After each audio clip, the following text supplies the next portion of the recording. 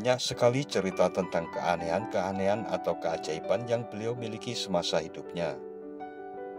Raden Bekel Prawiro Purbo 1869 hingga 1933 adalah cucu Sri Sultan Hamengkubuwono ke-6.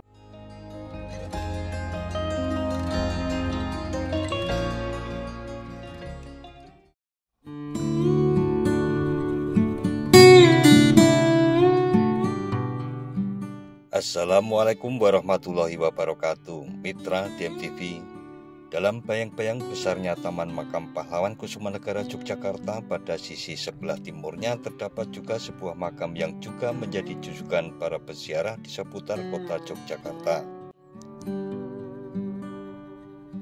Makam yang berada di wilayah Kampung Karang Kapolotan, Semaki, kota Yogyakarta ini tak lain adalah makam dari Syekh Ndoro Purbo yang dikeramatkan oleh warga setempat karena dipercaya semasa hidupnya adalah seorang waliullah. Menurut cerita tutur, beliau bernama asli Kiai Ageng Prawira Purba, putra dari Pangeran Haryo Surya Mentaram I atau cucu dari Sultan Hamengkubuwono ke-6. Diceritakan bahwa semasa hidupnya beliau mempunyai banyak kelebihan atau karomah. Pernah suatu ketika beliau didhawuhi Kanjeng Sultan untuk merapikan atau menata kursi-kursi ruang perjamuan keraton karena akan ada pertemuan dan perjamuan para tamu pembesar kerajaan. Ternyata hanya dengan menjentikkan jari-jarinya atau meteti kalau bahasa Jawanya, yang terjadi kemudian adalah kursi-kursi tersebut tertata dengan sendirinya.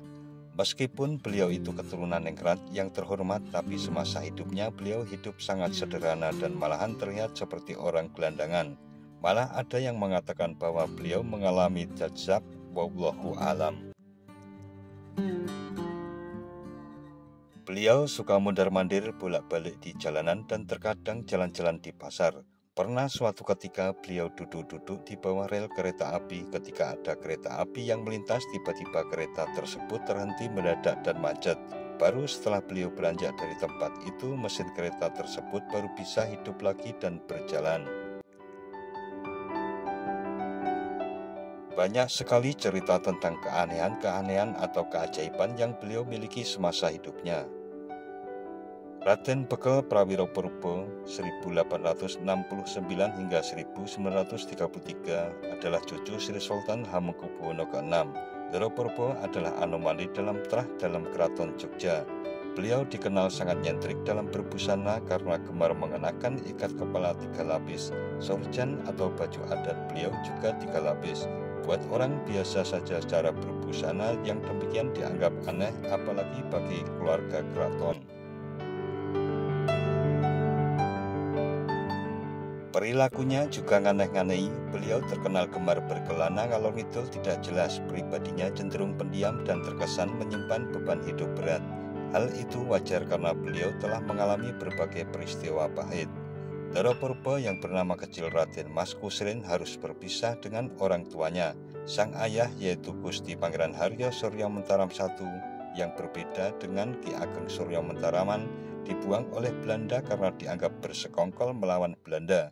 Mas Kusrin kemudian dititipkan kepada sang paman GPH Suryo Putro. Perpisahan dengan orang tuanya ini dianggap sebagai penyebab Mas Kusrin menjadi pendiam dan penyendiri. Pembuka hidup yang pahit ini membuat Mas Kusrin menjalankan laku prihatin. Beliau jarang menempatkan diri dalam berbagai sukacita duniawi. Untuk memenuhi kebutuhan hidup, Mas Kusrin dewasa melamar kerja kepada sang paman yaitu Sri Sultan Hamengkubuwono ke-8. Lamaran kerja ini diterima, ia diangkat sebagai bekel bergelar Raden Bekel Prawiro Purbo. Pada usia 20 tahun, Ndoro Purbo menikah dengan perempuan bernama Jiwaningsih. Jiwaningsih adalah rakyat jelata yang tinggal di luar benteng keraton. Dari pernikahan ini, Ndoro Purbo dikaruniai seorang putri bernama Raden Ayu Sukiyi. Bekerja, menikah, dan memiliki anak, mestinya Ndoro Purbo telah mencapai titik paling bahagia menurut ukuran nom-noman Jogja. Namun kebahagiaan ini terenggut pada usia 5 tahun, Raden Ayu Sukiyi meninggal karena sakit. Setahun kemudian Jiwaningsih meninggal menyusul sang putri. Pada usia 26 tahun, Ndoro Purbo telah kehilangan orang tua, istri, dan anak kesayangannya. Fase ini menggiring Ndoro Purbo kembali hanyut dalam laku prihatin. Hidup Ndoro Purbo hanya dipenuhi permenungan dan tafakur. Beliau bahkan berjalan tanpa tujuan ke arah utara Jogja. Konon perjalanan beliau berakhir di makam Sunan Kalijaga. Sepulang dari perjalanan tersebut, Ndoro Purbo mulai menunjukkan karakter pendiam dan aneh. Kepulangan ini pula yang mengawali hidupnya sebagai orang gila. Saat ia pulang, Keraton Jogja tengah menyiapkan perhelatan yang mengundang tamu-tamu pemerintah Belanda. Oleh karena ia masih menjabat sebagai bekel, Ndoro Purbo segera ditunjuk Sultan sebagai petugas yang mengatur lokasi acara, sederhananya menjadi seksi dekorasi. Kisah berikutnya memiliki banyak versi, meskipun tiap versi berujung pada konklusi yang sama, yakni Ndoro Purbo menjadi orang gila.